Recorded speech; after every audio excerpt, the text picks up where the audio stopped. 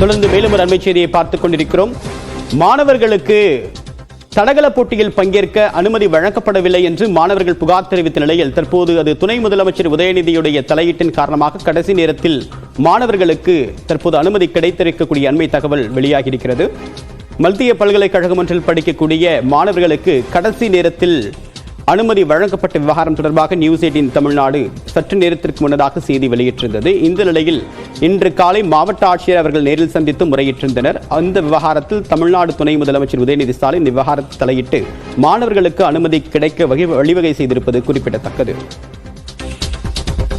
விவரங்களின் நேரம் செய்தியாளர் குருநாதன் விவரம் என்ன? தேவசூரியன், ஒரிசா மாநிலம் புவனேஸ்வரில் வரும் 26ஆம் தேதி இந்தியா முழுவதும் உள்ள பல்கலைக்கழகங்களுக்கு இடையிலான அகில இந்திய தடகள போட்டி நடைபெற உள்ளது.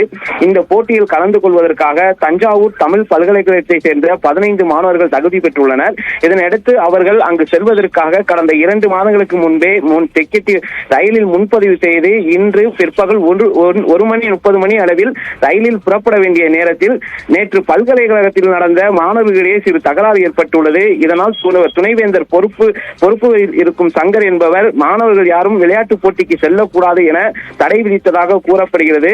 மாணவர்கள் எவ்வளவோ கேட்டும் துணைவேந்தர் அனுமதி வழங்காதால் இன்று காலை மாவட்ட ஆட்சியர் அலுவலகத்தில் அவர்கள் இது தொடர்பாக ஆட்சியரை சந்தித்து புகார் அளிக்க வந்தனர்.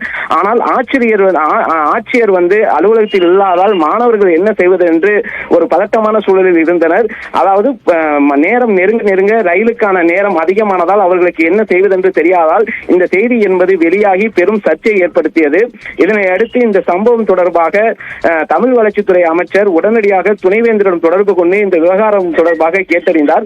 மேலும் முதலமைச்சர் துணை முதலமைச்சர் இந்த விவகாரம் குறித்து கேட்டறிந்ததாகவும் சொல்லப்படுகிறது.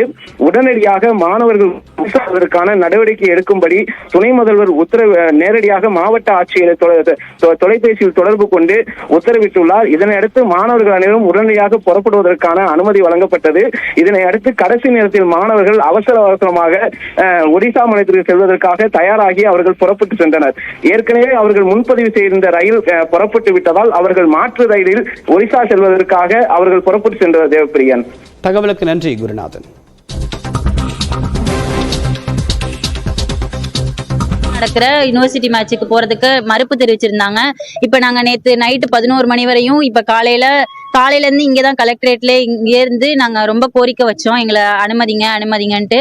இதன் மூலியமா மேலிடத்துல எல்லாரும் உதயநிதி ஐயா, அமைச்சர்கள் எல்லாருமே பரிந்துரைச்சு எங்க விசி ஐயாட்ட சொல்லி பிடி சார்ட்ட சொல்லி இப்பதான் நாங்க கிளம்புற மாதிரி இருக்கு.